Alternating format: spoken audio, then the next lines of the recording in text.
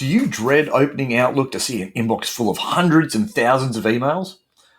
I've been working with a new method over the last few months, and I'm enjoying the reduced noise and keeping focus on only the things I need to, and even keeping myself accountable to follow up where I'm expecting replies.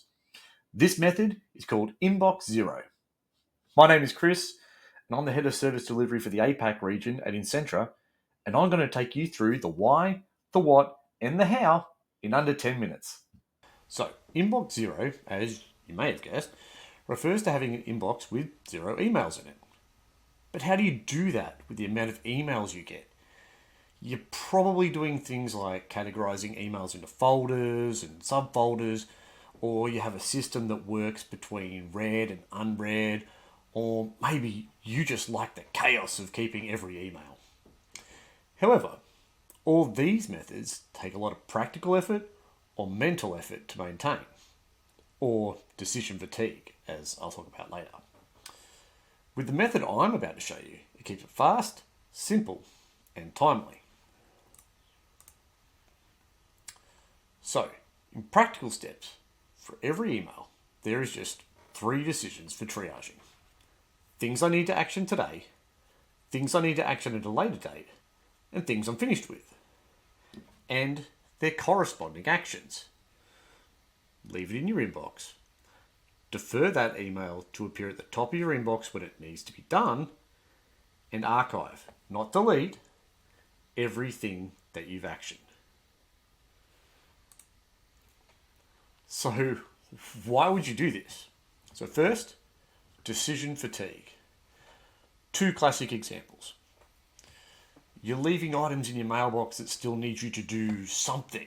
Now, it might be something you've read and need to reread, or something you need to respond to either today or some other day, or 2 months from now, or something you haven't even read yet. Now, you have to remember why you've put that email as read or unread. Now, is it because it needs action, or is that what unread means? And when those items build up, you have to hold the space for hundreds, if not thousands of emails and things which need attention, and things which need attention are 200 emails deep down your inbox. Now, the other example is you're keeping your inbox decluttered by moving things to folders. Great. So you have a finance folder, you've got a projects folder, you've got a HR folder. Perfect. Everything where it needs to be, right? But then we need to break our finance folders down into years, right? And then months. And now we have a project for the finance team. So what folder do I put that in?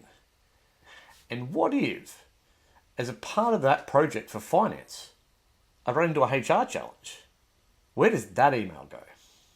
Oh, and don't forget the folders to do and waiting for reply. Plus, you now have to remember the precedent you've set for those choices for every future email. That is a lot of mental effort that goes into that many choices. Inbox Zero, 3 choices. Action today, action at a later date, action. Okay. Now, next part, archive over delete. Now, you might be asking me why I'm suggesting to archive. Well, visually, it's the same as deleting. Archive, out of your inbox, gone. Now, delete does that. But the difference here is that deleted items are gone forever. And don't get me started on people who use deleted items as another folder. Archiving means everything is kept. And you may say, well, Chris, if I know I'm done with something forever, why wouldn't I still delete in those cases? And you could, but here's why I wouldn't. Deleting, just another choice. And as I already said, more choices means more decision fatigue. And if you made that choice to delete instead of archive, and later determined, damn, actually I did need that email, it's gone. So, The other great thing about Archive is that it's all searchable. So when you type in that Outlook search bar for something, it's going to look through all of that as well. So you'll be able to find it again. But Chris, that's what I use folders for. And you may find it helps. But ultimately, anything you need to find is as good as your search skills. This is the Google era. We know what we're doing. And my final why is that mental satisfaction of an inbox devoid of clutter at the end of the day or at the start of the day after that initial triage. And suddenly, work looks a lot more manageable. Now, let's get practical. Take a deep breath, because step one here is big. You are going to archive everything in your mailbox. It's a big step. I was nervous too. Okay, well, not everything, but it is still a big cleanse. Now, to do this, you're going to want to be switching to the new version of Outlook, or you can use the web version. You're going to take a practical look at your mailbox as it is today in your inbox and select all the emails that require action, whether it's action today, tomorrow, in a week, or sometime in the future. You're going to select those, right-click on them, and snooze them for maybe 30 minutes into the future, or however long you think that this task of identifying these emails will take. If this is going to take more than 30 minutes though, that's a problem you were never getting on top of. So once that's done, you're going to select all the other emails in your mailbox. You press Control A for that and archive all of them.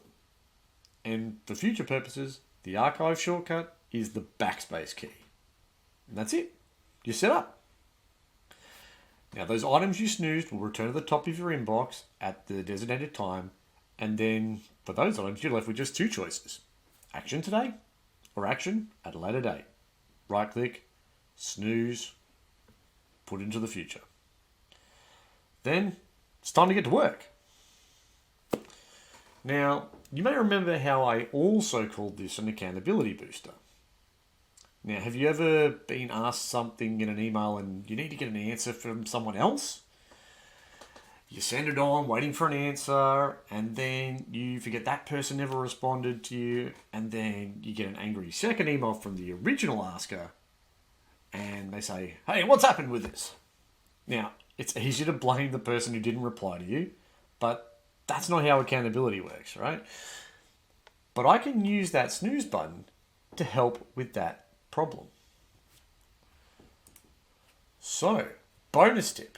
When I have these situations, I BCC myself into the ask, and that sends that message to the top of my inbox. Then I can action that by snoozing it to a practical date when I should expect that response. Now, from there, one of two things happen. The response comes in from the person I needed in a timely manner in my inbox. Happy days. Or the snoozed item pops back to remind me that it hasn't had a response yet and to follow up. So, bonus tip for all the young players out there. There you have it. Inbox zero. I'm not going to demand everyone do this, but I took the plunge and I haven't looked back. I'd encourage you to give it a go and try for yourself. And if you're not completely satisfied, just go back to where you were. But while you do that, I'm going to enjoy my nice empty mailbox.